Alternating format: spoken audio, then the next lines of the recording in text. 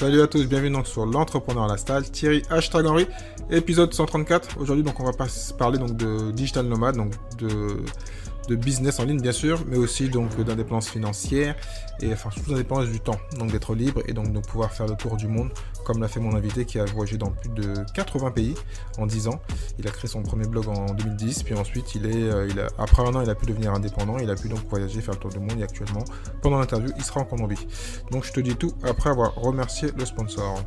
Comment être un freelance rentable? Mon partenaire actuellement donc, te propose une formation gratuite pour devenir un bon freelance, parce qu'il existe précisément deux types de freelance, ceux qui ont un bon revenu sûr et peuvent choisir leurs clients, les autres qui doivent accepter de travailler avec n'importe qui, même les clients les plus compliqués. Il y a bien sûr beaucoup de raisons à cette différence de réussite, mais l'une des causes principales c'est de savoir se vendre et de bien marketer son service. En tant qu'entrepreneur, tu dois avoir une stratégie précise pour acquérir des clients et tout ça sans être un vendeur né. Dans cette formation gratuite, tu vas apprendre à trouver plus de clients, prouver ta valeur sans avoir besoin de réellement vendre, construire ton réseau même en partant de zéro et enfin pouvoir vendre plus cher et automatiser et déléguer tes tâches. Pour recevoir la formation gratuitement par email, tu peux aller sur le lien suivant thierry-du6henry.fr/freelance, donc thierry-du6henry.fr/freelance. Donc de retour après avoir remercié le sponsor, donc aujourd'hui donc j'ai Fabrice Debusset, donc qui est mon invité, qui est un blogueur très connu, qui dans le voyage en tout cas, et qui est donc le propriétaire du blog donc instinct-du6voyageur.fr et aussi donc sur son site vous pouvez aller donc fabrice-du6dubesset.com. On va parler donc de beaucoup de choses. Il a sorti un livre donc dernièrement, libre d'être digital nomade, qui est assez complet, donc on n'a pas pu tout traiter parce que bon il n'y avait pas beaucoup de temps et puis on a fait quand même fait 1 heure d'interview, donc on va vraiment traiter le maximum, les impôts, comment choisir ses voyages, enfin tous ces éléments là. Donc je te conseille donc de rester jusqu'à la fin. Donc moi juste petit conseil, je te demande juste s'il te plaît d'encourager le podcast. On a maintenant donc c'est la 3e session, je dis on, c'est moi, 3 saisons, donc d'aller commenter, si t'as jamais commenté, donc d'essayer de commenter, de partager, d'aider le podcast, parce que donc on aimerait bien donc faire évoluer encore ce podcast. Et actuellement, donc, comme tu as dû voir, donc, j'ai une équipe pour la rédaction, pour les réseaux sociaux et pour le podcast aussi. Et donc voilà, vraiment c'est le but, c'est de rajouter un zéro au nombre dans la communauté, donc plus de monde. Et comme ça, donc, on pourra tous s'entraider. Si bien sûr tu veux aussi donc des émissions spécifiques, des gens que j'invite, donc n'hésite pas à m'envoyer un mail, contact@thierry-du6henry.fr, donc contact@thierry-du6henry.fr. Et puis voilà, donc grand merci à toi d'avance. Et donc là, je te dis à tout de suite avec Fabrice. Salut Fabrice, comment tu vas? Bonjour Thierry, écoute, ça va bien, et toi? Très bien, merci. Oui. Oh, il fait un peu froid, mais bon, toi, t'es toujours en Colombie, ça? Voilà, il fait un peu plus chaud ici en Colombie. Surtout où je suis là, on est à 25 degrés, ça va. Bon ben ça va alors. Bon là t'as rendu tout le monde jaloux là. Bon ben merci de prendre le temps de parler donc de ton livre qui vient de sortir. Je te laisse te présenter pour ceux qui ne te connaissent pas, puis on va parler en fin de compte de nomade digital, donc de comment se préparer, comment faire pour faire comme toi, si on a envie de le faire bien sûr. Donc je te laisse te présenter. Alors je m'appelle Fabrice Dubesset, je suis donc digital nomade depuis 2011, mais surtout parce que on va en reparler, mais surtout mon activité principale c'est blogueur voyage professionnel, parce que j'ai créé mon blog Instinct Voyageur en 2010, puis je suis devenu professionnel l'année suivante. Voilà, je suis parti j'ai un peu tout quitté en France cette année-là pour me consacrer à fond à mon activité, développer mon blog, etc. Et voilà, et pour faire court, parce que je ne vais pas raconter toute ma vie là, mais pour faire court, donc j'ai sorti, comme Thierry en parlait, un livre il y a quelques mois, il y a 3 mois. Ce livre s'appelle Libre d'être digital nomade. Vous le trouvez aux éditions Diateino. Voilà, on le trouve dans toutes les librairies, Amazon, Fnac, etc. En France, mais aussi en Canada, si vous habitez le Canada, la Belgique et la Suisse. Voilà. Donc juste, je veux préciser 2-3 trucs parce que j'ai l'impression que tu n'es pas trop vantard, donc c'est bien. Donc une question, parce que je pense que les gens vont poser la question, tu as quel âge? 43. 43, parce que je pense que beaucoup vont vouloir s'identifier, savoir est-ce qu'il faut partir à cet âge-là ou plutôt plus jeune. Voilà. T'as pas d'enfant, je crois que tu m'as dit? Non. Ça, on en parlera pas à la fin parce que moi j'ai des enfants, donc mais bon, ça, je pense que c'est différent quand on a des enfants. Voilà. Et tu t'es pas vanté parce que c'est vrai que t'as raison de pas te vanter. Donc ton blog instinct-voyageur.fr. Tu fais combien de visites par mois ou par an, je crois, parce que par an c'est encore plus impressionnant par an. Alors, ouais, alors normalement je fais 3 millions de visites par an, mais l'année passée, comme tu t'en doutes, avec le Covid, Ouais. voilà, comme tous les sites de voyage, le trafic a bien baissé, parce que logiquement, Ah ben oui. comme les gens ne peuvent plus voyager, ils font plus de recherche, forcément. Donc voilà, c'est un peu une année spéciale, on va dire 2020. Mais en général, je fais, oui, 3 millions de visites par an. D'accord, ce qui est vraiment très très bien. C'est rare les blogs qui font autant, enfin à part après les blogs très connus qui ont 10 000 rédacteurs, donc c'est pas mal. Voilà. Donc bon, on va rentrer dans le vif du sujet. Donc déjà, j'ai une question, comme ça même si on a déjà fait 2-3 épisodes sur le digital nomade, mais je vais te demander, parce que toi t'es vraiment, on va dire, l'expert, hein, t'as quand même beaucoup d'expérience. Quelle est pour toi la définition de digital nomade? Alors pour moi, digital nomade, c'est d'abord un mode de vie. Tu vois, c'est pas une activité, parce que derrière, quand tu peux devenir digital nomade en exerçant une multitude d'activités possibles. Il y a plein de profils différents. Donc digital nomade, c'est avant tout un mode de vie. Et finalement, pour résumer, pour moi, c'est ce que je dis toujours quand on me pose la question, c'est avant tout d'avoir le choix, c'est accéder à l'indépendance géographique, si tu veux, et avoir le choix de pouvoir voyager ou vivre n'importe où, que ce soit à l'autre bout du monde, bien sûr, c'est un peu le cliché, hein, sur une plage à Bali, etc. Mais tu peux aussi, t'es pas forcément, voilà, t'es pas obligé de partir à l'autre bout du monde, tu peux simplement choisir de vivre n'importe où en France, à la campagne, dans la Creuse, en Ardèche. Voilà, c'est avoir le choix de partir 3 mois si tu veux ou pas. Voilà, c'est avoir l'indépendance géographique que permet une activité sur Internet.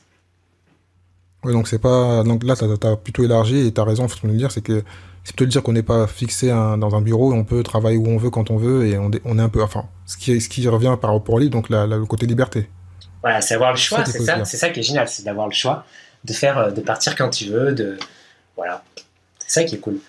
Et toi, comment t'es devenu, parce que tu vas nous détailler, mais comment t'es devenu donc digital nomade, parce que ce qui est un truc qui est pas mal, et je pense là, ça va faire rêver beaucoup de gens, parce que t'as dit que t'as créé le blog en 2010, même si bon, à l'époque, je crois qu'il y avait pas, peut-être qu'il y avait eu Panda, il y avait pas eu l'autre truc de Google, j'ai oublié le nom. Le trafic était peut-être plus facile, enfin, je dis des bêtises peut-être. Et est-ce que en un an, donc, t'es devenu indépendant, c'est-à-dire que le blog a bien marché, c'est ça? Assez rapidement? Oui, voilà, bah, je l'ai créé en 2010, il y avait quasiment pas de blog de voyage vraiment, tu vois, un blog personnel, vraiment avec un aspect professionnel, avec un but professionnel, parce que la plupart, à l'époque, tu vois, finalement, la plupart des blogs de voyage, c'était des gars qui faisaient un tour du monde, ils ouvraient un petit blog pour leur famille, pour leurs proches, ils racontaient leur voyage, et au retour, bah, ils arrêtaient, tu vois. Ils retrouvaient un peu leur vie, ils arrêtaient, le blog s'arrêtait, tu vois. Il n'y avait pas vraiment de blog vraiment écrit par un voyageur sur le long terme, et surtout avec le but d'en vivre, en fait, voilà, en apportant des conseils pratiques, tu vois, en essayant d'aspirer les gens voilà, à faire un break dans leur vie et de partir avec leur sac à dos, tu vois. Moi, c'était vraiment mon but à la base, hein, c'était créer un média pour inspirer et aider les gens à partir en montrant que voyager, ça coûte pas si cher que ça, etc., etc. Et cetera. Et à l'époque, il y avait très peu de blogs voilà, positionnés sur ce créneau. Et alors, je sais pas si je réponds bien à ta question. Un peu, mais je vais creuser un petit peu. Donc, t'as créé le blog.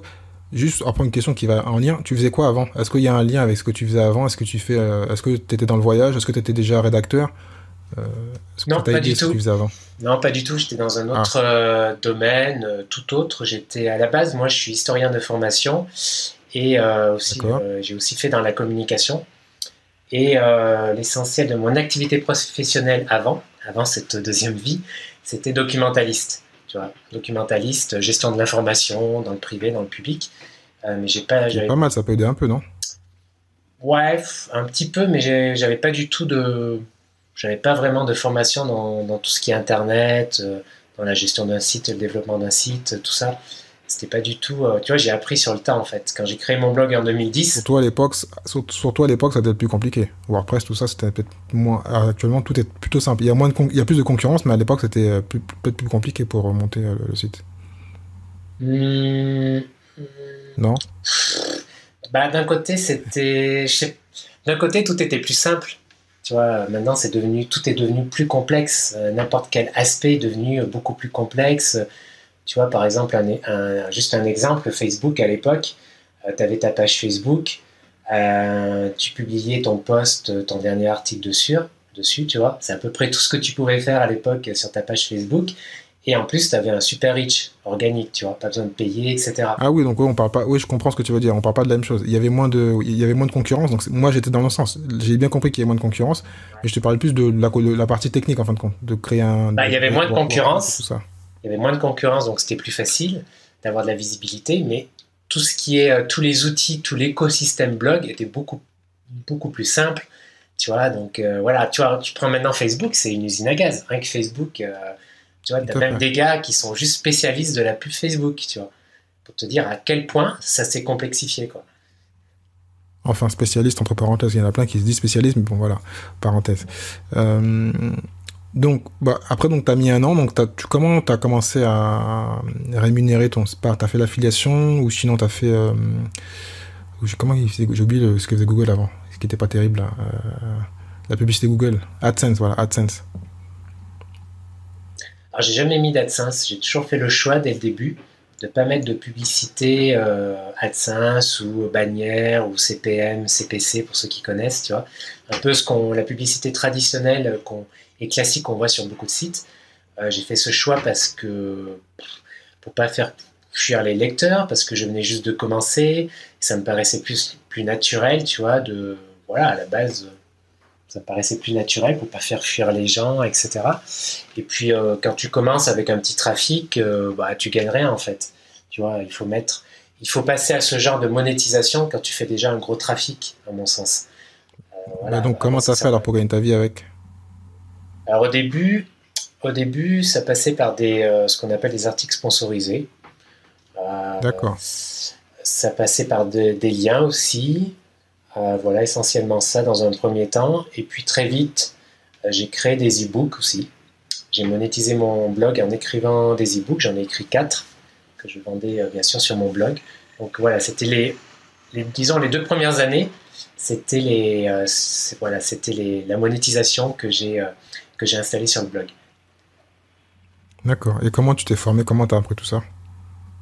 Bon, en autodidacte, hein, sur le tas, en allant chercher des ressources sur Internet, en me formant un petit peu aussi sur l'aspect marketing, plus blogging. Voilà. D'accord. Bon, maintenant qu'on a vu un peu comment tu as fait, donc tu as beaucoup voyagé. Tu as fait combien de pays en tout? Dans les 80, Tu as compté? à peu 80, wow. non, j'ai pas compté exactement dans les 80. D'accord. Donc maintenant, donc, on va dire, donc, il y a eu certaines années qui ont passé, donc tu as écrit le bouquin donc, pour aider ceux qui veulent faire comme toi. Euh, Quels seraient les conseils? Si tu recommenceras à zéro, comment tu ferais pour commencer ton projet? Si je recommençais, comment je ferais? Quels sont Ce les que je- points importants en fin de compte à regarder avant de partir? Est-ce qu'il faut, comme tu dis un peu dans le bouquin, est-ce qu'il faut d'abord faire des petits voyages d'avant dans les pays où tu veux aller, ou est-ce que tu pars d'un coup à la folie? Ah, si tu veux partir, ouais, disons que tu as une activité, tu as envie de partir, voilà, de devenir digital nomade, de partir et voyager et travailler en même temps, tu veux dire. C'est ça, ouais.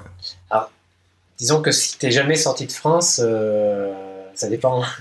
Voilà, ça dépend de l'expérience de chacun déjà par rapport au voyage.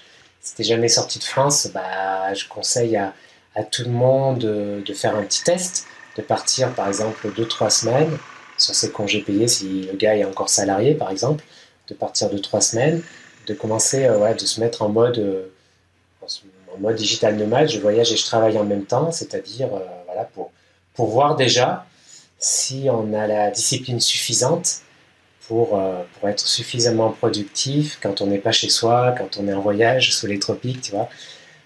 Voilà, faire un test, pour voir si on aime déjà ce mode de voyage qui est un peu spécial. Et puis, si tout se passe bien, si on adore, bien, à ce moment-là, on peut passer à la deuxième étape et penser à un vrai changement de vie, partir plusieurs mois, etc. D'accord. Et quelles seraient pour toi les professions, en fin de compte, qui ont un avantage, on va dire? Quelles sont... Bon, j'ai déjà un peu la réponse, mais quelles sont les professions qui peuvent devenir digital nomades assez facilement? Oh, il y a vraiment beaucoup de professions. Alors pour moi, il y a deux grandes catégories. Il y a les freelances, c'est-à-dire que tu as un domaine d'expertise que tu vends auprès de clients, tu vois. Donc ça regroupe beaucoup de domaines différents. Consultant en community management, programmeur, codeur, etc., etc. Toutes les professions qui peuvent basculer en freelance et qui peuvent s'exercer un minimum à distance. Et ensuite, alors les freelances, c'est des indépendants, on est d'accord.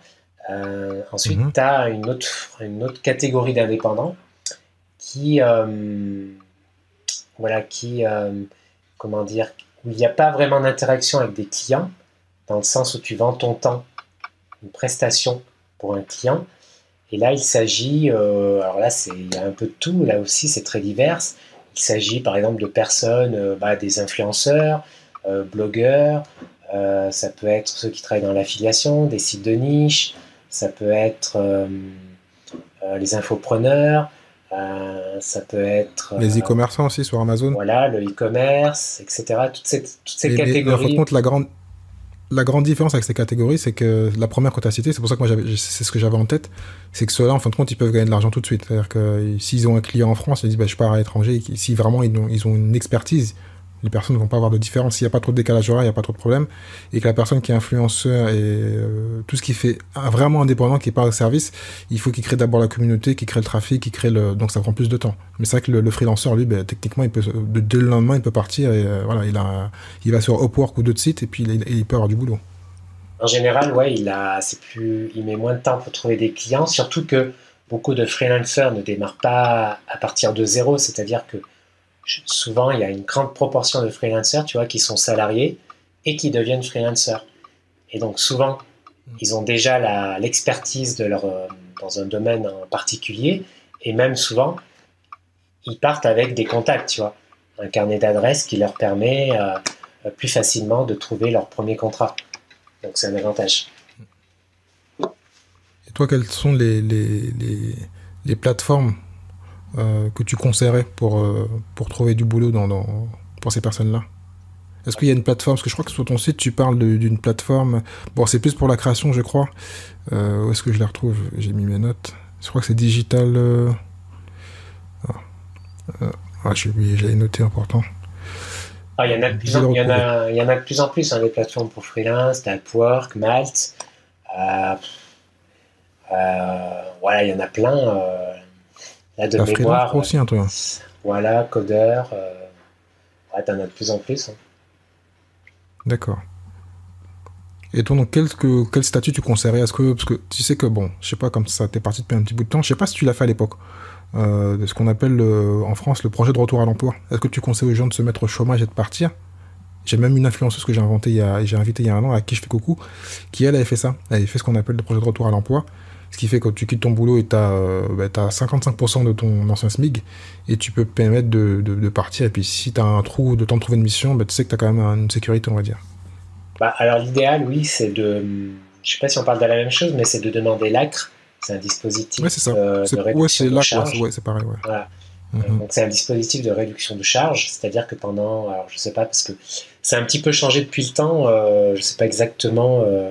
ce que propose l'ACRE maintenant, mais il y a quelques années, par exemple, tu payais pas de charge la première année, tu payais 50% ensuite la deuxième année, je sais plus, quelque chose comme ça, donc c'est vachement avantageux. C'est un truc comme ça, mais c'est un cumul. L'ACRE et le projet de retour à l'emploi vont ensemble. Aussi. C'est vraiment pour aider à créer. Ouais. Donc oui, bien sûr, c'est idéal pour commencer, ça fait un filet de sécurité. Euh, Mhm. donc voilà, si tu peux y avoir droit, ce qui n'est pas le cas de tout le monde, mais si tu peux y avoir droit, c'est une bonne chose. Moi, dans ma tête, tu vois, digital nomade, même si ta première réponse était logique, souvent on a en tête digital nomade, c'est les gens qui viennent dans des pays qui sont plutôt chers, qui vont dans les pays chauds, qui sont souvent moins chers, comme ça il y a moins de risques, et où le coût de la vie est 10 fois, 20 fois moins cher. Et comme ça, au moins, tu sais que déjà, tu peux être, entre parenthèses, minimaliste, Mhm. et te dire que quasiment logiquement, tu vas t'en sortir. Parce que si tu as un client en France ou partout en Europe ou à Dubaï, je ne sais pas où, tu vas gagner peut-être 2000 ou 2500 et que tu vis dans un pays où le loyer est à 50 euros, 100 euros, bah, tu es quasiment sûr de t'en sortir. C'était plutôt cette image-là qu'il y avait de digital nomade. Est-ce que toi, c'est Oui, ce que tu conseillerais plutôt de commencer par les pays à bas coût, comme ça au moins tu sais que tu as une différence de coût et donc tu es quasiment sûr de réussir ton projet. Et de par exemple, digital nomade, aller toi directement de France à New York ou par exemple le Japon qui coûte très cher ou Hong Kong, ça n'a pas de sens quoi. Enfin, ou c'est compliqué, c'est bah, risqué. bah oui, disons que quand tu commences vraiment, tu commences vraiment à lancer ton activité, ouais, je conseille plutôt de partir dans des pays où le coût de la vie est beaucoup plus bas, puisque ça sera plus facile, surtout si tu n'as pas énormément d'argent de côté, déjà, parce que c'est important. Il y a quand même une chose qui est importante quand tu pars, quand tu te lances, c'est d'avoir, enfin, quand tu crées n'importe quelle activité, de toute manière, c'est d'avoir suffisamment d'argent de côté pour pouvoir venir. Et l'idéal, tu vois, c'est genre avoir un an pour se retourner, tu vois. Un an de côté voilà, pour lancer une activité. Et c'est encore un peu plus facile si tu vis et si tu pars dans des pays où le coût de la vie est moins cher, comme l'Europe de l'Est, l'Europe du Sud, l'Asie du Sud-Est, l'Amérique latine. C'est clair que c'est mieux que d'aller là, que de partir au Japon ou aux États-Unis. La chose serait un peu plus facile et en plus, c'est aussi motivant, je trouve, voilà, de travailler dans un cadre agréable. C'est aussi bien pour la motivation. D'accord. En fait, je vais reposer ma question différente parce qu'en fait, la première question que j'ai eue, l'une des premières que je t'ai posées, j'étais pas clair. Donc je t'ai dit comment faire pour préparer son projet. Est-ce que donc, parce que là tu as parlé un peu de le pays de l'Est, est-ce qu'il y a des choses qu'il faut que tu regardes, par exemple la connexion Internet, le côté bancaire, le côté s'il y a un problème avec les Français? Parce que je me rappelle, moi, un ami qui était parti il y a un bout de temps, ouais, c'était à 10 ans, en Australie, et il y avait trop de Français là-bas, c'était un peu la mode où ils aimaient plus les Français parce qu'il y avait trop de Français qui allaient en Australie. Est-ce que des choses comme ça, il faut que tu regardes, il faut aller à la chambre, à l'ambassade, il y a des choses comme ça qu'il faut regarder avant ou regarder sur des sites comme les tiens? Alors, euh, alors pour choisir sa destination, il y a plusieurs critères. Alors, tu as le débit Internet, c'est sûr qu'il est important puisque tu as besoin d'Internet pour bosser. Mais bon, en 2021, les différences ne sont plus si importantes. Mais il y a quand même c'est quand même un critère important. Par exemple, tu vois, si tu es youtubeur et que tu pars en Afrique centrale, en Afrique de l'Est, bon, les connexions Internet sont basses, quoi. Tu vas perdre du temps à uploader tes vidéos, etc. Donc ça peut être un frein, tu vois, dans ton activité, par exemple. Il y a quand même des différences au niveau des débits Internet dans le monde.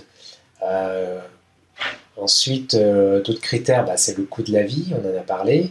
Un autre critère, oui, disons la sécurité des destinations. Alors, bon, à part, à part partir dans des pays où la situation est un peu tendue, je trouve pas qu'il y ait énormément de différence, hein. Après, bon, moi j'ai l'habitude de voyager pas mal dans des pays où la réputation n'est pas forcément très bonne, donc c'est vrai que je suis pas forcément. Je peux concevoir, disons, que pour certaines personnes, ça soit un frein, un critère. Euh, Ensuite, qu'est-ce qu'il peut y avoir comme critère? Euh, voilà, il y a des pays où c'est un peu plus facile de voyager, c'est clair. Mais pour ça, en tout cas, pour se renseigner sur tout ça, il y a un très bon site qui s'appelle Nomadlist, où, euh, où, en Nomad list, fait, oui. euh, où en fait tu trouves un classement des villes dans le monde, tu vois, digital nomad friendly entre parenthèses. Et en fait, c'est un classement qui est fait à partir du coût de la vie, du réseau internet, voilà, il y a plusieurs critères. C'est sympa à regarder en tout cas. Ça donne de bonnes idées de destination. D'accord, bon, bah, je vais bien le noter. Je vais le mettre dans le résumé, donc Nomad List. Donc, est-ce que donc, bon, c'est une question un peu bizarre parce que j'ai parlé un peu de la banque et tout ça. Est-ce que quand on part comme ça, est-ce qu'en général, bah, tu pars pour 10 ans, 20 ans, donc tu brûles ton bateau? C'est-à-dire que par exemple, moi je suis propriétaire, est-ce qu'il faut vendre sa maison ou est-ce qu'il faut quand même garder un peu de sécurité et est-ce qu'il faut penser à la retraite? Alors, Oui, bon, sinon il faut se la créer. Est-ce qu'il faut se la créer? Parce que c'est vrai que si on part et que toi, tu as l'air d'être très motivé, tu as l'impression d'être parti, l'impression que tu es parti pour toute ta vie, est-ce que dans ces cas-là, il faut penser à la retraite? Parce que bah, c'est vrai qu'est-ce que, comme tu changes souvent de pays, c'est peut-être un peu différent. hmm. Alors déjà, je pense qu'il n'y a pas énormément de monde qui partent pour 10 ans, tu vois, ou voilà. Souvent, les gens, ils partent pour 1 an, 2 ans, en se disant, je vais voir, je vais essayer, puis je verrai, peut-être que je reviendrai, etc. Donc l'horizon, il est plutôt court ou moyen terme, je pense. Ensuite, ouais, de toute manière, quand tu es indépendant, il te faut créer ta retraite de toute manière. Donc investir à côté. Je pense que c'est essentiel. Est-ce que c'est pas compliqué quand tu vis dans différents pays, ou est-ce qu'il faut choisir un ou deux pays, ou parce que c'est vrai que est-ce que quand on est dans ton cas, il faut techniquement se choisir une ou deux bases? Par exemple, j'ai un invité qui s'appelle Julien que j'ai invité d'Oseille TV, qui lui est un genre de nomade, c'est pas peut-être pas un nomade comme toi, il est plutôt offshore lui. Donc là il vit à Panama, il a vécu au Maroc, enfin il se balade souvent. Mais il investit dans deux trois pays, mais il a vraiment sa base. Sa base, ça reste quand même Panama. Oui, là, il va acheter des terrains. Est-ce qu'il faut quand même se créer une base, même si c'est pas la base de là d'où on vient, il faut quand même se créer une base où on revient, où on a un peu une sécurité, où on se dit voilà, là, on est bien et on va peut-être construire ailleurs qu'en France, parce que c'est pas obligé de revenir en France, mais est-ce qu'il faut avoir une base dans sa tête? Bah, je pense que pour la plupart des nomades digitaux, avoir une base devient une nécessité et un besoin au bout de quelques années. Tu vois, déjà. Donc la plupart, en effet, ils se choisissent une base, un pays en dehors de la France où ils passent la moitié de l'année ou l'essentiel de l'année. La base, ça peut être aussi la France, hein, d'ailleurs. Tu peux aussi revenir en France la moitié de l'année, par exemple. Donc voilà, non, je pense que la plupart du temps, au bout de quelques années, tu as envie un peu plus de te poser, etc., d'avoir souvent un chez toi, voilà. C'est complètement humain et c'est normal. Donc, en termes de travail, dans ton livre, tu parles de travailler moins. Et comment toi tu fais pour travailler moins et pour gagner plus quand t'es digital nomade?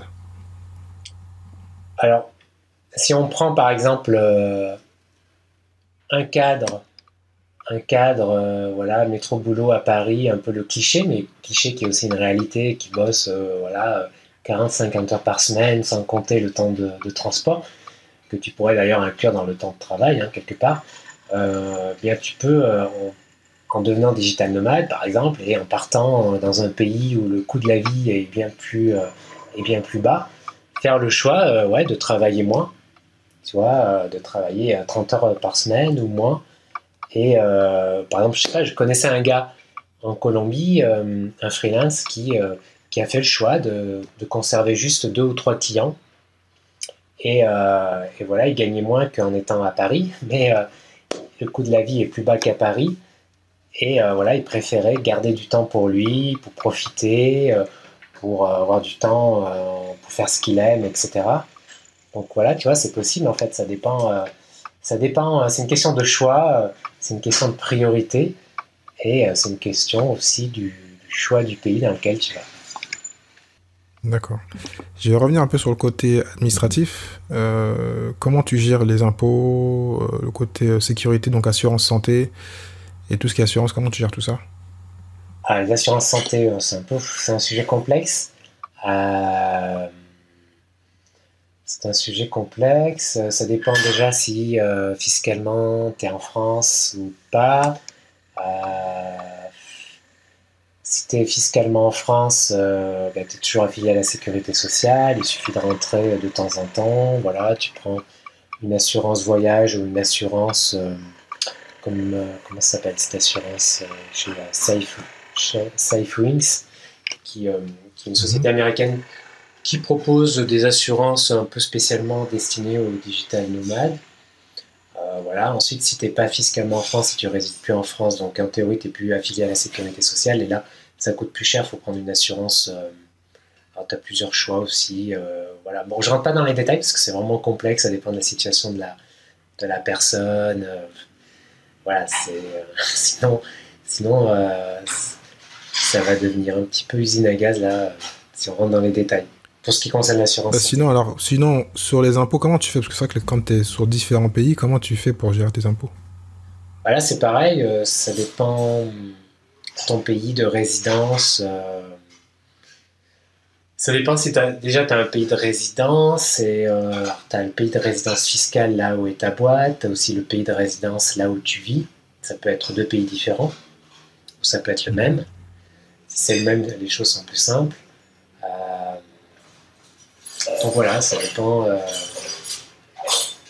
ton pays de résidence fiscale et ton pays de résidence où tu vis plus de 6 mois dans l'année, pour faire simple. D'accord. Donc on a un peu pointé, enfin on a un peu parlé donc indirectement du minimalisme. Est-ce que donc toi, automatiquement, être digital nomade, c'est être minimaliste? Pour moi, forcément, ouais. Forcément, parce que si tu bouges, si tu pars et que tu bouges un minimum, tu pars avec peu de choses pour être mobile. Donc forcément, tu apprends à vivre avec pas grand-chose. Tu vas pas tout le temps à acheter des objets voilà, sur la route, tu vois. Donc forcément, tu deviens un minimum minimaliste. Donc c'est l'image qu'on a donc du sac à dos et puis voilà quoi. Voilà. Ou de la valise, hein. Ça peut être aussi une valise. D'accord. Et donc, tu n'as jamais vraiment d'attache. Toi, actuellement, donc, t'as pas un... Bon, j'ai l'impression que tu es quand même plus souvent en Colombie. Alors, je sais pas si c'est ta base. Est-ce que là-bas, t'es pareil, tu restes toujours locataire ou est-ce qu'un minimaliste doit se dire qu'il faut à un moment acheter ou devenir propriétaire? Ou pas du tout? Toujours Airbnb et chez l'habitant, on va dire. Si tu fais ce mode de vie et si tu es indépendant, encore une fois, voilà, si tu es indépendant, encore une fois, il faut préparer... investir à côté, préparer sa retraite, mais pas seulement sa retraite, en fait, c'est une façon aussi de sécuriser, de se sécuriser, de développer d'autres revenus à côté, complémentaires, tu vois, pour, voilà, histoire de se diversifier, hein, c'est pas seulement pour préparer une horizon sur 30 ans, mais c'est aussi une façon d'investir dans autre chose. Donc c'est vraiment essentiel. Mais bon, ça, je pense que tous les indépendants, je pense que pour beaucoup d'indépendants, c'est du bon sens. Donc ça peut passer par l'immobilier, par exemple. Donc on va toujours avoir une vision plutôt entrepreneuriale et investisseur plutôt l'indépendance, oui. C'est pas que l'indépendance du voyage, c'est aussi l'indépendance financière au plus simple, on va dire. Ah oui, voilà, ouais, c'est être indépendant financièrement et c'est aussi être investisseur. Enfin, un indépendant, c'est un peu aussi un investisseur puisqu'il investit sur lui-même, quoi. Tout à fait. Qu'est-ce que tu dirais? Quels sont les avantages et les inconvénients d'être digital nomade? Donc les avantages, comme je l'ai dit, c'est l'accès à l'indépendance géographique, pouvoir voyager et vivre n'importe où, ça c'est vraiment génial. Là, c'est quelque chose. Après, voilà, si tu aimes le voyage, c'est vraiment un gros avantage. Après, c'est aussi, alors j'allais dire, c'est aussi l'indépendance financière, être indépendant, mais c'est vrai que tu peux devenir digital nomade et être salarié, tu vois, tout en restant salarié, avoir un travail en remote, à distance. Donc on va peut-être un peu mettre de côté le cas des salariés, parce que la plupart... Et disons que les salariés, moi, dans mon esprit, ce serait plutôt un salarié qui était, entre parenthèses, un expert, le Jordan ou le Messi donc de son domaine. Et donc, tout le monde, il est demandé tellement qu'il n'est pas indépendant, mais il est tellement bon qu'il est demandé. Donc, dans l'esprit, il sait qu'il aura toujours du boulot, entre parenthèses. Même si, bon, en tant que salarié, on ne sait jamais. Mais, et si à côté, il fait peut-être un peu d'investissement, il rentre dans le cadre, on va dire. Ouais, en tout cas, il y a de plus en plus de salariés, qui peuvent travailler à distance. Ça, c'est un truc qui se développe. C'est vraiment un truc sur le long terme, tu vois. Et donc ça, c'est une bonne chose. Mais bon, les bataillons, le principal bataillon, on va dire, de digital nomade, ça reste quand même des indépendants, des freelances. Et alors, attends, c'était quoi ta question d'origine, en fait? me suis un peu perdu. C'était donc plutôt les avantages et inconvénients, mais donc je vais même t'aider un petit peu. Je vais t'aider un petit peu. J'aimerais parler de l'insécurité des digital nomades. Est-ce qu'il y a un côté insécure? Enfin, tout le monde pense ça, en fin de compte. Tout le monde veut le faire, c'est qu'il faut y aller, mais il y a un petit stress. C'est-à-dire, alors, quand même, vraiment, tous les jours, c'est tout nouveau. Tous les jours, il y a. C'est peut-être ce qui est. Les vrais nomades, les vrais digital nomades doivent se dire, ouais, c'est magnifique, c'est ce qu'ils veulent. Et d'autres vont se dire, ah non, quand même, tous les jours, je recommence à zéro. Voilà, quoi. Il y a Alors, peut-être un côté un peu insécurité.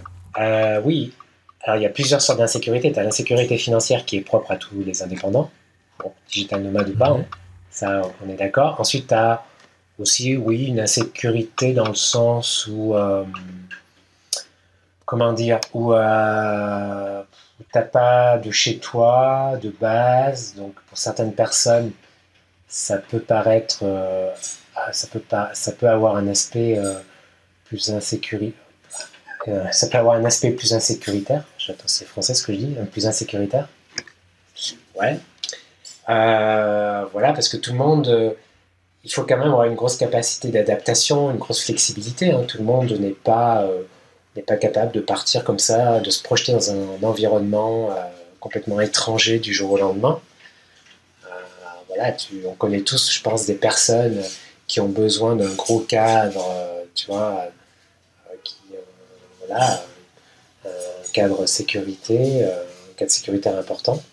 Donc c'est pas destiné forcément à tout le monde. Et je dirais que oui, le digital nomade, il faut, disons, avoir une certaine tolérance à l'insécurité, quoi. Tu vois, être... Donc, ce que tu décris, c'est marrant, parce que ça décrit bien, en plus on l'a dit plusieurs fois, ça correspond bien à l'entrepreneur et à l'indépendant, qui n'a pas peur, en général, de se lancer à l'eau comme un fou, entre parenthèses. Voilà. Là, il y a une dimension... Mais ce que tu viens de dire est super intéressant. Ouais, vas-y. Excuse-moi, je te laisse finir. Non, je disais juste que là, oui, c'est comme l'indépendant, je dirais que tu as une petite couche en plus par rapport à l'environnement. Le fait que tu changes. Ah ben, c'est pour ça que je voulais rebondir sur un autre truc. Parce que quand tu l'as dit indirectement, j'ai pensé à ça. En plus, prochainement, je fais une émission sur l'entrepreneuriat au féminin. Est-ce qu'il y a une différence entre les hommes et les femmes par rapport aux digital nomades? Pas vraiment, j'ai l'impression. J'ai pas vraiment observé. Peut-être il y a un peu plus de mecs, je dirais. Bon, et encore, c'est relatif, ça se discute. Bon, encore, ça se discute. Ouais, parce qu'on dit souvent que les femmes sont plutôt... Comment? Là, comme ça, c'est pas forcément Là, t'as pas de chiffre, quoi. On n'est ouais. pas... Je sais pas. Non. Ouais. Est-ce que tu vois sinon souvent des couples? Il y a des couples qui font ce parcours-là? Qui partent ensemble, qui font le tour? Enfin, moi, j'en connais qu'un seul qui est très connu, mais à part ça, ouais. Alors oui, il y a des couples. Il y en a pas tant que ça. Je pense qu'il y en a moins. Voilà, c'est un peu plus rare, disons, mais il y en a. Hein. Il y en a des couples qui partent, voilà, à deux, ou des couples qui se forment sur la route. Donc ça existe. Il y a quand même beaucoup de célibataires, quand même. Ouais, c'est plutôt le cas, ouais. Là, je vais revenir sur le côté un peu business, parce que je vois que t'es plutôt bien calé. Hein. On aurait pu dire que les digital nomades sont des gens qui font pas attention. Et comme je dis, j'avais interviewé Julien d'Oseille TV, et un autre aussi, Maxence Rigotier, qui n'est pas vraiment un digital nomade, mais qui voyage beaucoup. Et souvent, en fin de compte, est-ce que c'est automatique d'avoir... soit tu gardes ta structure en France, soit tu penses à revenir en France, mais tu as un peu peur du système français, des taxes et autres, ou est-ce que tu fais comme beaucoup d'entrepreneurs qui vont dans des pays, enfin pas à bas coût, sans impôts, donc Panama, je crois que Julien et Maxence sont à Hong Kong, ils ont leur banque ou leur structure à Hong Kong. Enfin, ils sont plutôt dans des pays où on est plutôt avantagé en termes d'entrepreneuriat. Comme on n'a pas de chez soi, entre parenthèses, est-ce qu'il vaut mieux créer la structure dans un pays, dans un de ces pays-là, Hong Kong, Panama ou autre, ou sinon rester la structure en France? Alors, c'est vraiment complexe la question, et la répondre comme ça, c'est vraiment complexe parce qu'il y a plein de paramètres différents. Comme j'en parle dans mon livre, là, il y a un petit chapitre sur ça, je crois. Il y a tellement de paramètres différents par rapport à tes projets de vie, par rapport à ton activité, par rapport à tes goûts. Ce qui est sûr, c'est que créer sa structure à l'étranger, c'est pas forcément la panacée, tu vois. Parce que Bon, déjà, la première chose que je conseille quand tu débutes, c'est, comme on en parlait là, c'est de profiter de l'ACRE, tu vois, et des réductions de charges quand tu lances ton activité et rester en France, tu vois. Pour moi, il n'y a aucun intérêt à ce moment-là de créer une structure à l'étranger, tu vois. Parce que c'est tellement avantageux, l'ACRE, tu vois, au début, que c'est tellement plus simple que voilà, c'est mieux de rester en France, tu débutes. Voilà, le premier objectif déjà, c'est d'augmenter ton chiffre d'affaires. Profiter de l'ACRE ou de dispositifs d'aide, augmenter ton chiffre d'affaires, ensuite optimiser, et à ce moment-là, tu vois, passer tout ça, tu peux éventuellement te poser la question de créer, enfin de déménager entre guillemets fiscalement ta boîte et ton activité à l'étranger selon tes projets de vie, selon tes goûts, etc. Donc là, voilà, à ce moment-là, tu peux te poser la question. Ensuite, deuxième chose, c'est que c'est pas forcément. Est-ce que c'est plus avantageux, tu vois, ça dépend. Peut-être tu vas payer en effet moins de charges, moins d'impôts dans certains pays. C'est un fait. Après, il faut aussi composer avec le système de santé, tu vois, c'est-à-dire payer souvent une mutuelle assez chère pour la santé. Voilà, il faut savoir aussi que, par exemple, si tu veux obtenir un crédit immobilier en France pour investir, tu ne pourras pas, tu vois. Donc, c'est quand même une donnée importante, tu vois, dans un projet de vie, tu vois, sur moyen et long terme.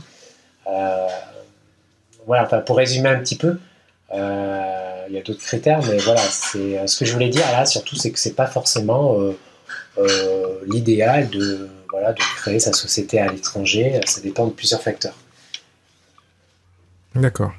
Ouais, donc il faut vraiment bien réfléchir. En fait, c'est bien l'idée que tu as donnée, c'est que de commencer tout doucement avec la France. Et puis en même temps, la personne qui commence avec le statut auto-entrepreneur, micro-entrepreneur ou autre, et le projet de retour à l'emploi peut faire des allers-retours dans un pays 1 semaine, 2 semaines déjà, et en même temps travailler. Et donc ça en vient à la question, comment tu gères le voyage et le travail en même temps? Alors, ça, c'est vrai qu'au début, c'est quelque chose de compliqué, qui est assez compliqué, qui n'est pas forcément facile. Il faut du temps pour arriver à trouver un bon équilibre, tu vois, à être suffisamment productif. Donc ça s'apprend avec le temps. Après, ça dépend aussi, comment dire, de ton choix en fait, du choix que tu fais de passer plus de temps, de passer un certain temps quand tu es dans un autre pays pour découvrir le pays, pour y voyager, tu vois. Donc ça dépend un peu du choix que tu fais, tu vois, entre le côté voyage et travail. Donc c'est un choix personnel aussi, tu vois. Alors, moi, ce que j'aime à dire, c'est que moi, je vois pas trop l'intérêt si, je sais pas, tu fais 50 heures, tu travailles 50 heures à Paris, métro, boulot, dodo, de faire 50 heures, tu vois, à Bali. C'est dommage, je trouve, de ne pas profiter de l'environnement, tu vois, et de travailler autant, même si le cadre de vie est plus sympa. Je pense que c'est important, tu vois, je vois pas trop l'intérêt de transposer, tu vois, un work alcoolique de Paris à Bali, tu vois. Je trouve que c'est un peu dommage, tu vois. Alors, bien sûr, tu as des périodes où tu dois bosser à fond, etc., on est d'accord. Mais voilà, tu vois ce que je veux dire, faut aussi trouver un équilibre et profiter de là où tu es. Donc ça me paraît important. Et ensuite, apprends à être plus productif, à te créer un environnement où tu te sens plus productif, à avoir des tips de productivité, etc. Tout ça prend un petit peu de temps à créer un petit peu tes process, à créer un petit peu tes automatismes, à te créer un petit peu ta machine, quoi. Ta machine qui est fonction, qui est propre à chacun. Voilà, ça c'est assez personnel. D'accord. Donc, par rapport à ce que tu viens de dire, qu'est-ce que tu pourrais me donner bon, peut-être de prendre ton expérience à toi, mais c'est quoi le quotidien d'un digital nomade? Alors, moi par exemple, j'ai plusieurs périodes. Alors, déjà, il y a mon activité qui est très liée au voyage, évidemment. Donc la part voyage est très importante chez moi, puisque c'est quand même à la base, je suis blogueur voyage professionnel, tu vois. Donc par goût et donc, à la fois par choix personnel et professionnel, la part du voyage est importante. Donc j'ai des périodes où je suis vraiment sur la route, d'autres où je suis posé, tu vois, où je fais presque des horaires de bureau, tu vois, où je bosse à fond. Tu vois, souvent j'alterne entre ces deux phases. Quand je suis sur la route, en général, eh ben, je bosse le matin, je me lève tôt, je bosse le matin parce que c'est là où je suis le plus productif, hein, comme beaucoup de monde. Donc c'est là où j'essaye voilà, d'avancer sur mes priorités. Et souvent, en début d'après-midi, tu vois, je bosse jusqu'à 13-14 heures. Voilà, je déjeune et après, je profite de l'après-midi pour vadrouiller, pour découvrir ou pour, voilà, me faire plaisir, etc. Et souvent, j'ai une autre plage horaire, souvent en fin de journée, en début de soirée, où je bosse encore 1 ou 2 heures. Donc souvent, voilà, quand je suis un peu sur la Ouais, donc route, je bosse, t'es quand même bosseur, quoi. ouais, ça dépend des périodes, hein. Je l'étais plus avant, au début, quand il a fallu, que c'est un peu normal, hein, c'est souvent le cas, quand il a fallu un peu lancer tout ça. Donc j'étais très bosseur, ouais. Maintenant, je le suis moins. Et voilà. Donc, ça, c'est les périodes. J'ai des journées comme ça, ou j'ai d'autres semaines, entre guillemets, type, où je bosse à fond 2-3 jours, 4 jours, tu vois, et je fais 2-3 jours où je bosse pas et je suis en vadrouille, tu vois. Ça, c'est aussi un autre mode de fonctionnement. Et tout à l'heure, on parlait en fin de compte de voyage, pas de voyage, de... Comment tu gères en fin de compte ta destination? Parce que moi, dans mon esprit, ça sera plus simple quand t'es en Asie, bah, de faire toute l'Asie. T'es pas du genre à faire de l'Asie, puis à un moment tu fais un grand bond, tu pars en Colombie, puis après tu vas de Colombie, tu vas dans un endroit.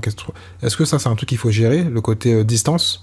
Ou sinon, bah, tu fais un mois dans un pays, puis après t'as fini, tu prends plutôt le chemin voiture et bus qui coûte moins cher, et puis tu passes la frontière, tu vas dans un autre pays? Ou est-ce que tu te fais un planning à l'année? Ou comment tu gères tout ça, le voyage? Alors, c'est tellement propre à chacun. Moi, si tu veux, déjà, je voyage moins, je bouge moins que les premières années. Les premières années, parfois, je partais 3 mois à travers plusieurs pays. Euh, Ensuite, je me posais 3 mois dans un pays. Voilà, donc ça dépend. Je sais pas si je réponds bien à ta question. Ça dépend de la période de ta vie. Ça dépend de tes choix. Non, t'as répondu, mais oui, comme tu dis, c'est plus par rapport au profil, mais est-ce que toi, il y a, en tant qu'expert, parce qu'après, il faut gérer la finance, parce que l'avion coûte cher, entre parenthèses, après, ça dépend comment tu le fais, comment tu gères ça. Est-ce que donc c'est, en général, il vaut mieux faire par continent? Tu gères un continent, une partie d'un endroit et tu le fais de fond en comble? Ou est-ce que c'est par fun, tu dis, bon là, j'ai envie d'aller là, je vais là, et puis je fais de l'Australie en Colombie, de Colombie en Russie. Bon, après, il y a le distance, il y a Bah, peut-être des disons, changements aussi, donc... disons que j'essaye de pas trop bouger comme ça. Tu vois, d'avoir une certaine logique.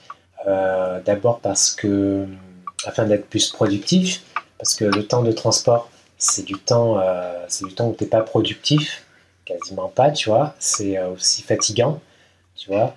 Donc, si tu bouges tous les 2 jours, voilà, c'est fatigant. Et puis, pour être productif aussi, il faut être dans une certaine routine, tu vois, avoir une certaine routine, être, être installé depuis une semaine, voilà, dans un appartement sympa où tu te sens bien, avec un quartier sympa. Et là, tu vois, tu peux être productif, tu vois, tu as une certaine routine. Mais si tu bouges tous les 3 jours, si tu prends le bus tous les 3 jours, tu vois, c'est beaucoup plus difficile.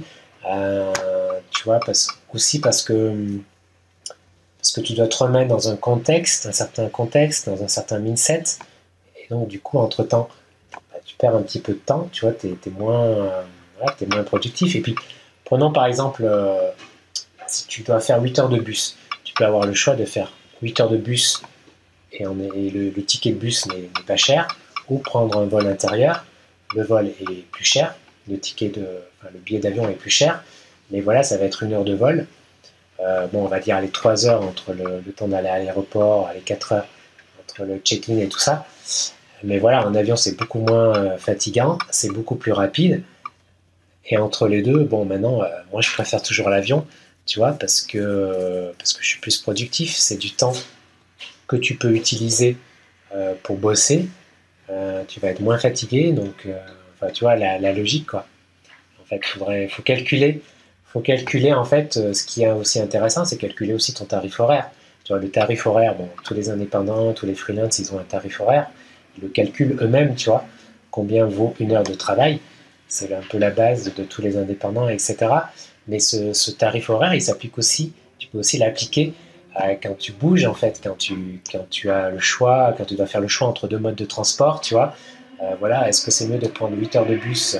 Je vais pas pouvoir bosser, je vais être fatigué après, parce que tu es toujours fatigué après 8 heures de bus, hein, t'enchaînes pas un travail Ouais, ouais. focus sur un truc complexe après 8 heures de bus, tu vois, ça c'est personne ne le fait, où tu vas faire, ça va pas être terrible. Donc je fais ce choix-là, ou alors je fais le choix de, voilà, de prendre l'avion, ça fait que 4 heures, alors je calcule si mon tarif horaire c'est 60 heures, 60 euros de l'heure, etc. Tu vois, faut avoir ce calcul-là en fait. Ouais, c'est la phrase le temps c'est de l'argent, quoi. Il faut bien faire son calcul, quoi. Exactement. Donc là, j'ai parlé un peu du point solitude. Comment tu gères la solitude? S'il y en a, bien sûr, parce qu'après, je pense que tu rencontres aussi des gens peut-être sur les espaces de coworking, mais est-ce qu'il n'y a pas une certaine solitude et peut-être un manque des amis en France ou ailleurs? Alors la solitude, là il y a deux aspects, c'est les amis et aussi si tu es en couple ou pas, enfin, par rapport à une relation de couple. Euh, alors tu peux être célibataire et tu vois, être très entouré. Alors digital nomade, disons que l'inconvénient peut-être principal pour moi, et je pense que pour beaucoup de ce mode de vie, c'est souvent une plus grande solitude, tu vois, parce que c'est facile de faire des rencontres, etc. Mais entretenir des relations d'amitié, amicales sur le long terme, c'est beaucoup plus difficile, tu vois. Puis tu es loin de ta tribu, etc. Donc, il faut quand même avoir, tu vois, il faut quand même avoir une bonne, être habitué un petit peu à la solitude, enfin être habitué, être un minimum solitaire en fait, vivre bien le fait de se retrouver seul avec soi-même. Je pense que c'est important. Voilà, faut être un minimum, je pense, dans, dans cette configuration pour bien le vivre. Ça, c'est la première chose. Euh, la deuxième chose, alors les relations en couple, bah, comme on disait, il y a des couples. Enfin, tu peux rencontrer quelqu'un évidemment sur la route, etc. Bon, tout est possible. Ouais, donc, comme tu dis souvent, ouais, ça va dépendre chaque cas est différent. Et ouais, je pense certains, ouais. Dans tous les cas, là, on parle toujours d'indépendant, et souvent on dit que l'indépendant, mais dans tous les cas, il est solitaire, entre parenthèses. Surtout, on parle souvent de la solitude de l'entrepreneur, donc là, c'est la solitude de l'entrepreneur, mais en plus, nomade digital, enfin, digital nomade. Euh, donc là, tu nous as parlé, en fin de compte, de plein de choses. Quand j'ai lu donc, ton livre, enfin, la partie que tu m'as donnée, il y a des termes que j'avais jamais entendus, donc juste me donner des petites définitions. C'est quoi le slow travel? Alors le slow travel, c'est le fait de voyager lentement, comme son nom l'indique. Ah C'est-à-dire non, que, c'est la définition. voilà, vraiment la définition au pied de la lettre, quoi. C'est-à-dire voyager lentement, c'est-à-dire qu'au lieu de, tu vois, je sais pas, à l'extrême, le gars qui fait un tour du monde en 6 mois et qui passe une semaine dans chaque pays, alors ça, c'est pas du slow travel, on est d'accord. Le slow travel, bah, c'est quelque part ce que font beaucoup de nomades digitaux, hein, c'est rester, par exemple, 3 mois dans un pays, par exemple. Ouais, c'est ce qui se fait assez souvent, tu vois. D'accord. Ah, ben je trouvais ce que je cherchais, ma Digital Company. Voilà, la formule clé en main. T'en parles dans ton livre et j'ai retrouvé un peu ce qui était marqué. Bon, est-ce qu'il y a un truc que j'ai oublié pour ceux qui sont intéressés? Bon, dans tous les cas, je conseille à tout le monde d'aller prendre le livre. Est-ce qu'il y a des conseils que j'aurais oublié, une question que j'aurais oublié de te poser sur le digital nomade? Comment ceux qui sont là, qui en ont marre et qui veulent bouger, voilà, on va bouger, on va se balader, on va faire le tour du monde, même si actuellement c'est peut-être un peu compliqué, mais bon.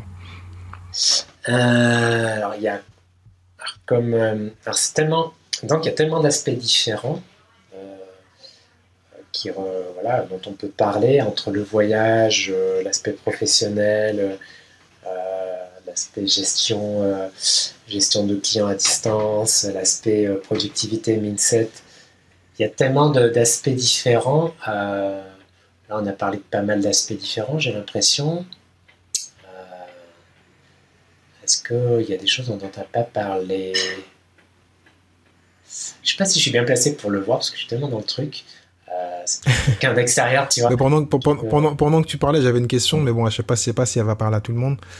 Est-ce qu'il y a un montant de chiffre d'affaires, après c'est pas le profit, mais bon, de chiffre d'affaires qu'il faudrait faire, quelle que soit la structure, en freelance ou indépendant, pour se dire qu'on peut être nomade digital. C'est-à-dire que si on commence une activité ici, qu'on a 2500 euros ou 3000 euros, est-ce qu'on peut se dire qu'on peut être digital nomade? On peut partir dans un pays bien sûr à bas coût, parce que dans ces cas-là, on n'a pas trop le choix.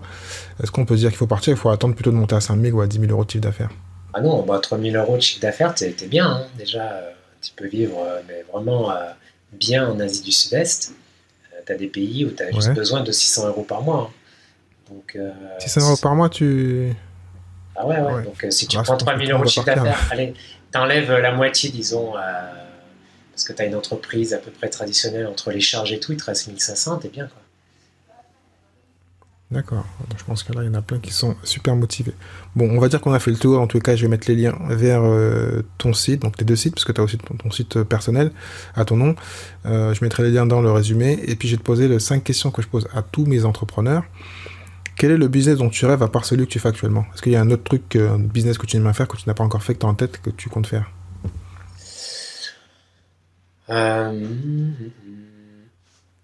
J'aimerais bien, alors c'est pas, je sais pas si on peut dire que c'est vraiment un business, c'est plutôt une activité annexe que j'aimerais développer, c'est faire des conférences. Voilà. D'accord. Ça me. Actuellement, c'est pas la période, mais ouais, c'est pas mal. Ouais, c'est pas forcément la période. J'en ai déjà fait et c'est un truc que j'aime bien, quoi. C'est assez excitant. Ouais, t'avais un événement au mois de septembre chaque année. Voilà, je l'ai pas fait l'année passée parce qu'à cause du Covid, hein, Digital Nomad Starter, et ouais, c'était un événement sur un week-end, un mélange de conférences, d'ateliers, tu vois, pour ceux qui sont intéressés pour développer une activité qui leur permet de voyager, de travailler, de devenir digital nomade, etc. Donc, j'espère le refaire cette année à la fin de l'année. Ouais, j'espère. Et il était où? Je crois que c'était à Paris, mais c'était... Ouais, à Paris, ouais.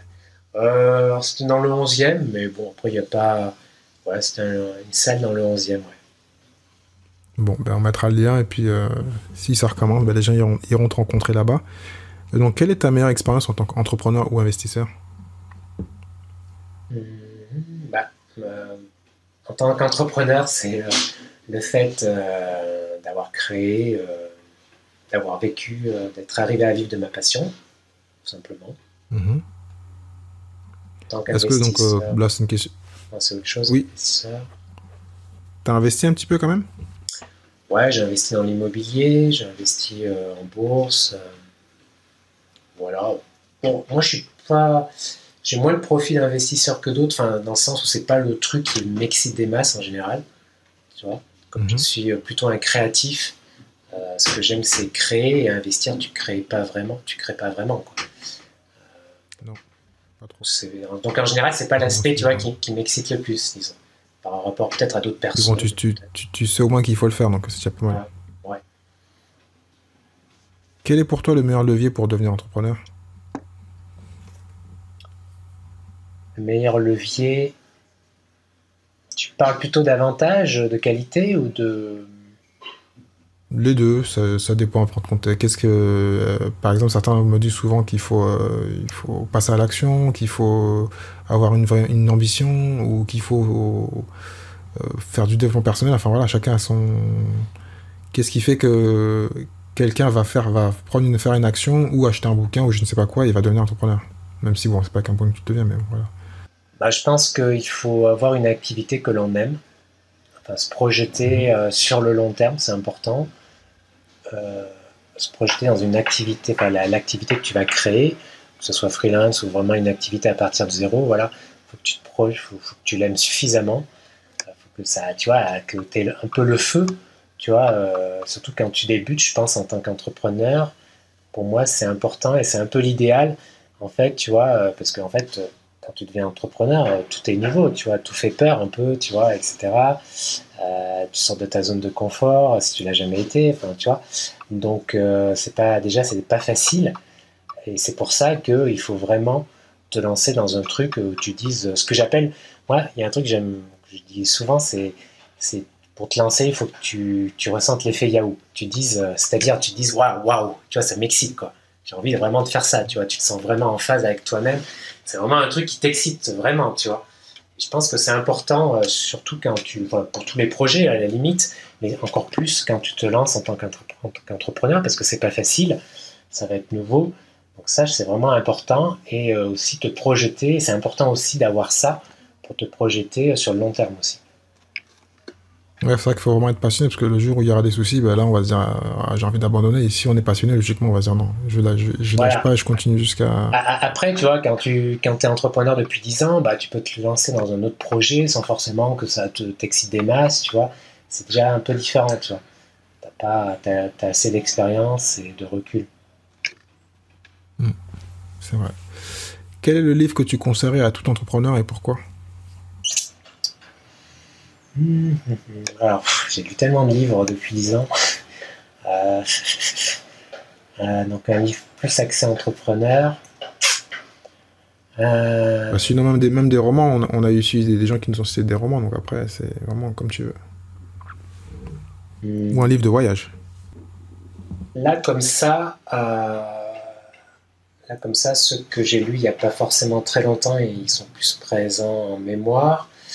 Donc, je dirais un livre qui est plus développement personnel, c'est un livre de Mark Manson, là, comment il s'appelle le titre? C'est...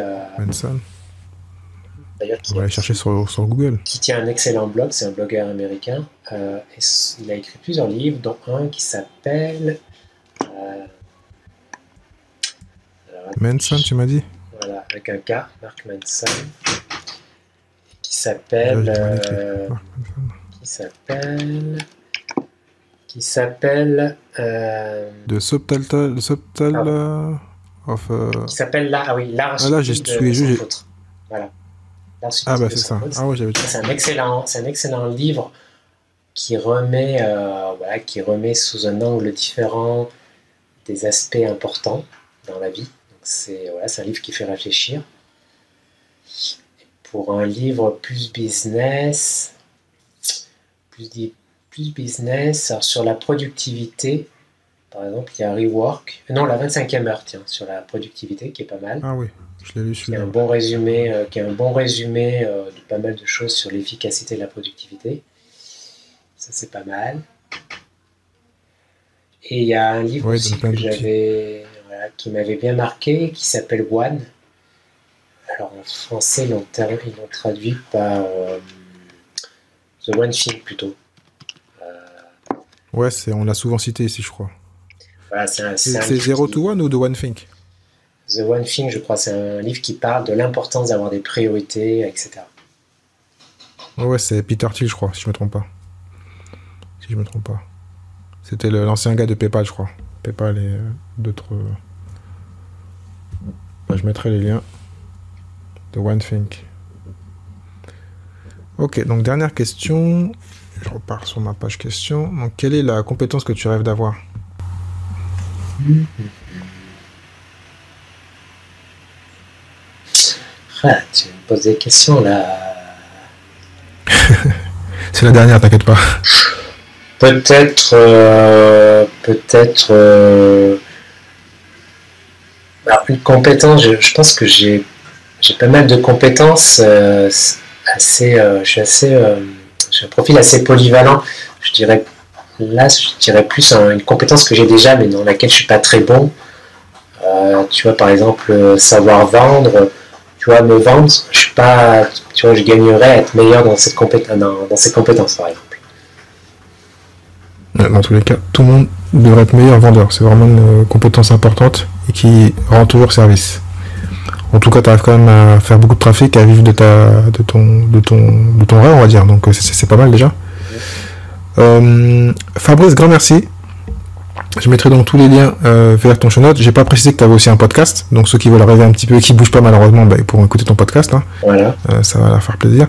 Dis-moi le nom du podcast, comme ça moi les gens auront maintenant. Alors c'est tout simple, le podcast s'appelle comme le nom du blog, Instinct Voyageur. Voilà, ça parle.